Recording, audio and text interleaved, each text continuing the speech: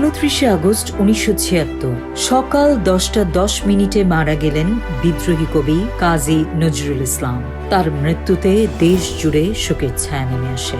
ঢাকা পরিণত হয় শোকের নগরীতে। আসরের নামাজের পর পূর্ণ রাষ্ট্রীয় মর্যাদায় ঢাকা বিশ্ববিদ্যালয়ের মসজিদের প্রশস্ত চত্বরে তাকে দাফন করা হয়। কবির প্রয়াণে গভীর শোক প্রকাশ করেন সেনাবাহিনী প্রধান ও উপপ্রধান সামরিক আইন প্রশাসক major general Ziaur Rahman.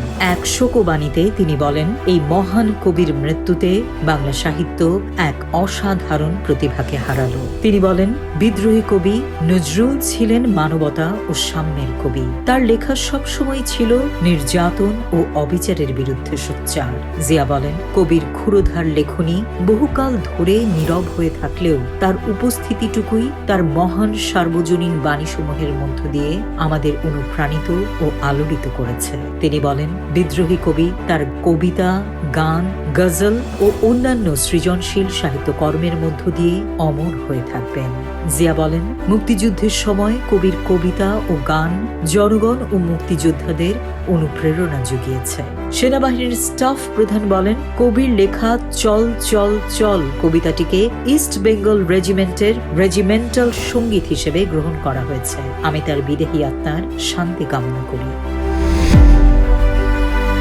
29 August 1978 president Ziaur রহমানের উদ্যোগ ও আগ্রহে রাষ্ট্রীয় মালিকানাধীন রাষ্ট্রায়ত্ত ও রাষ্ট্র নিয়ন্ত্রিত শিল্প শ্রমিকদের ন্যূনতম মজুরি ঘোষণা করেছে সরকার। এই ঘোষণা অনুযায়ী দক্ষ নন এমন একজন শ্রমিকের ন্যূনতম মোট মাসিক মজুরি ধার্য করা হয়েছে 400 টাকা।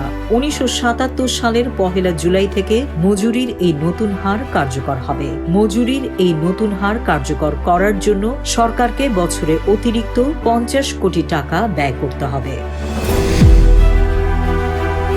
29 আগস্ট 1980 ফ্রান্সের এলিসি প্রাসাদে দেশটির প্রেসিডেন্ট ভ্যালেরি জিসকার দেস্ত্রাঁর মধ্যে আনুষ্ঠানিক আলোচনা অনুষ্ঠিত হয়। আলোচনায় শান্তিপূর্ণ কাজে পারমাণবিক সহযোগিতা সম্পর্কে সমঝোতা প্রতিষ্ঠিত হয়েছে। ফ্রান্সের সহযোগিতা নিয়ে রূপপুরে 125 মেগাওয়াটের একটি পারমাণবিক শক্তি প্রকল্প স্থাপন করবে বাংলাদেশ।